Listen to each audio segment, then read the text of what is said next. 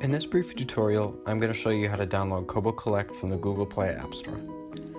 It's a pretty easy process, and the first thing to make sure of is that your Android phone or tablet has internet connectivity.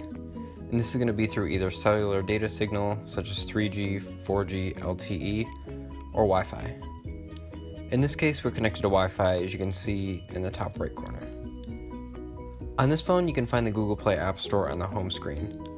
But if on your device it is not there, you can open up the App Store by clicking on the App menu and scrolling down to where you see Google Play Store.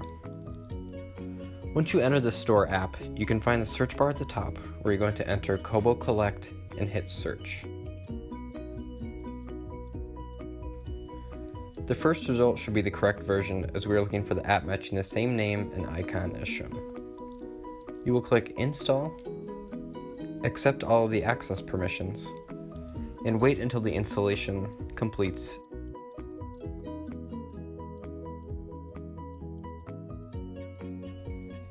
You can click directly on the word Open to open the app, or you can go to the home screen where a new icon will be created for the KoBoCollect app, and you can click through this to access KoBoCollect as well.